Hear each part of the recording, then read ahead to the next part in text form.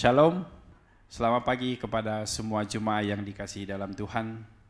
Kita bersyukur pada pagi ini kita masih diberi kesempatan oleh Tuhan untuk sama-sama bersekutu di dalam namanya. Mari kita siapkan hati kita, mari kita menyembah Dia, sentuhan surgawi.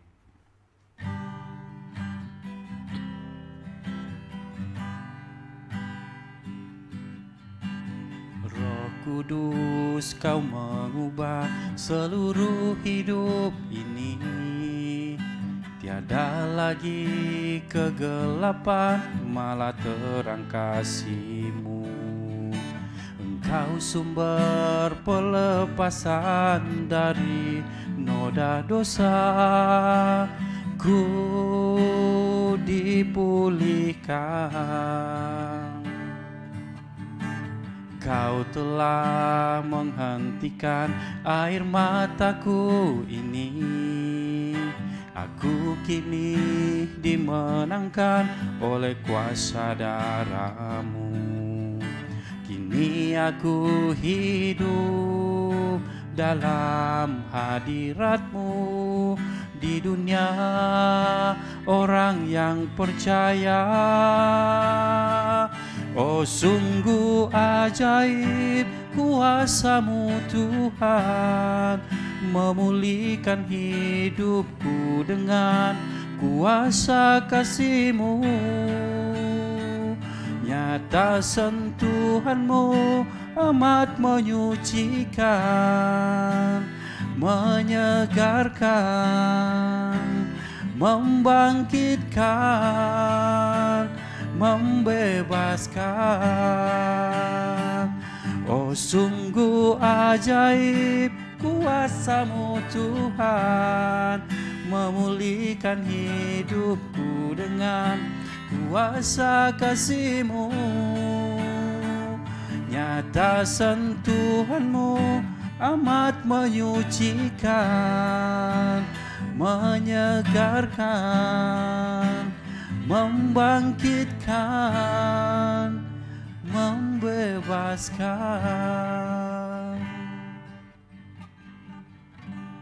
Mari kita berdoa. Terima kasih Allah Bapa, terima kasih Tuhan Yesus, terima kasih Roh Kudus. Terima kasih kami berkumpul bersama pada pagi ini karena kasih setia-Mu. Mari Roh Kudus, Engkau sentuh setiap hati kami. Kami rindu Tuhan lebih dalam lagi mengerti akan kebenaran-Mu. Siapkan diri kami, sentuh hati kami. Biarlah firman yang disampaikan hamba-Mu pagi ini, kami boleh mengerti dan kami boleh melakukan kebenaran-Mu Tuhan. Benar Bapa, kami tidak mau menjadi pendengar firman Tuhan saja, tetapi kami mau menjadi pelaku firman-Mu. Berkati kami Tuhan, berkati persekutuan ini. Di dalam nama Yesus kami berdoa dan mengucap syukur. Amin. Shalom dan selamat pagi kepada semua jemaat yang saya kasihi. Mari kita sama-sama renungkan tajuk hari ini ialah Tuhan tidak pernah meninggalkan kita. Ada sebuah cerita begini. Di Amerika ada 2 orang kampung. Seumur hidup ini mereka tinggal di kampung. Tetapi mereka berdua mempunyai impian yang sama, yaitu ingin menjenguk bandar New York. Pada suatu musim ruru, akhirnya mereka berdua memberanikan diri dan meluangkan masa untuk pergi ke bandar New York bersama-sama. Bagi memudahkan mereka berdua untuk berjalan-jalan di sekeliling bandar New York, akhirnya mereka pun membuat keputusan untuk tinggal di sebuah hotel di tengah-tengah bandar tersebut. Tinggi hotel tersebut adalah 80 tingkat. Oleh kerana mahu menikmati suasana bandar New York, mereka pun menempah bilik di tingkat yang tertinggi, yaitu tingkat 80.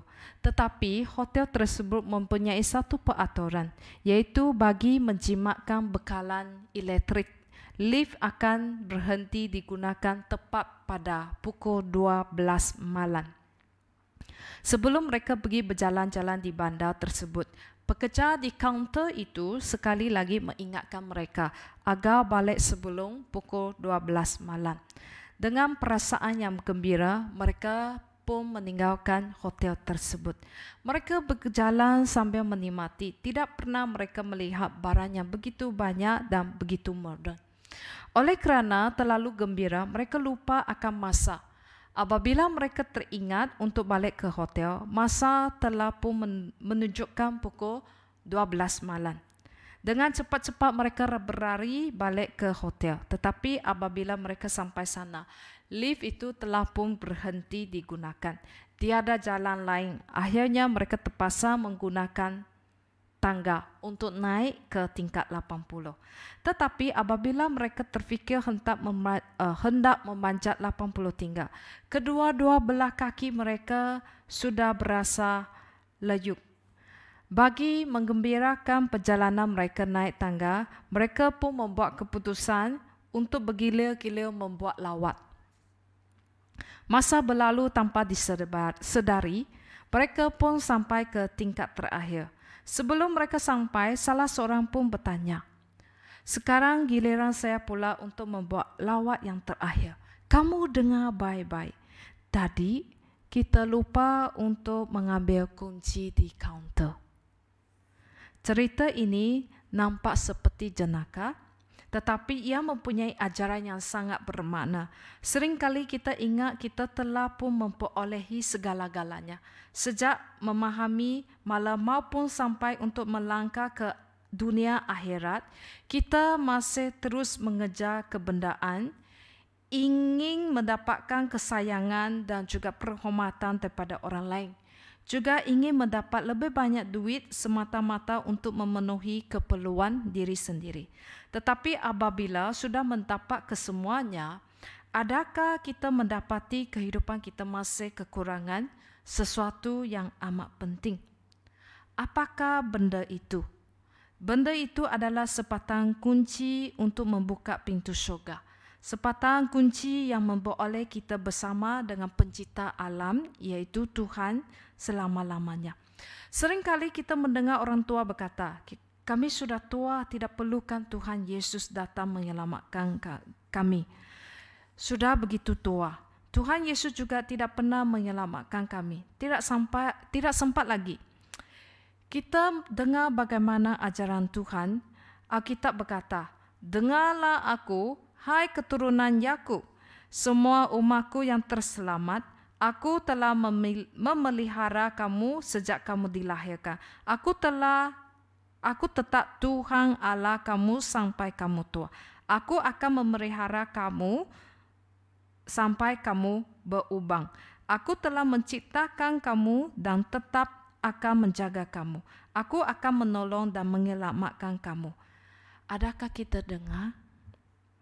Dia berkata, sejak kita dilahirkan, Dia akan menjaga kita. Sehingga kita tua, Dia masih jaga kita, selamatkan kita.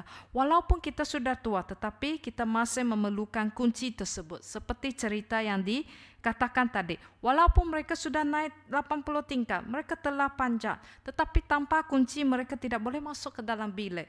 Dan akhirnya mereka terpaksa turun lagi untuk mendapatkan kunci. Keadaan kita juga sama. Jika tiada kunci yang diberikan Tuhan, yaitu darah suci Yesus Kristus, kita pun tidak dapat pergi ke surga. Tuhan Yesus tidak pernah meninggalkan kita. Sehingga ke hari ini, Dia masih berada di sekeliling kita untuk menyelamatkan roh kita. Kenapa? Dia memang tahu kita berdosa. Tetapi kenapa Dia masih datang ke dunia ini selamatkan kita? Saudara-saudari, malah kenapa Tuhan masih sudi untuk membiarkan anak tunggalnya Yesus Kristus datang ke dunia ini. Sudi untuk melihat anaknya mati di kayu salib. Darah Yesus setitik demi setitik mengalir jatuh ke bumi. Kenapa? Kerana sayang. Oleh itu, Dia sayang kepada kita. Dia sanggup berbuat demikian.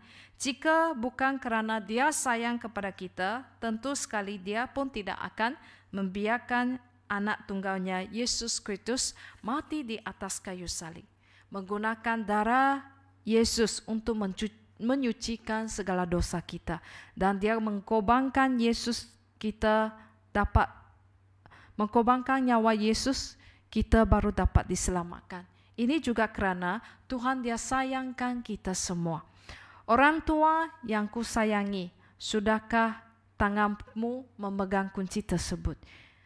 Orang muda, sudahkah Anda pegangkan kunci tersebut? Jika belum, Yesus kata, dengarlah, aku berdiri di depan pintu dan mengetuk. Jika seseorang mendengar suaraku dan membuka pintu, aku akan masuk ke dalam rumahnya, lalu makan bersama-sama dia dan dia makan bersama-sama aku.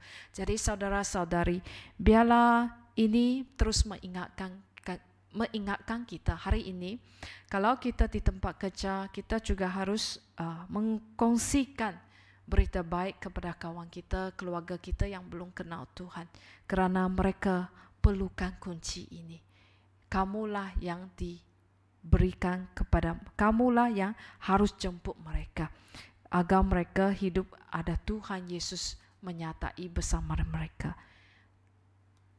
Mohon Tuhan terus memberkati Anda kalian. Amin.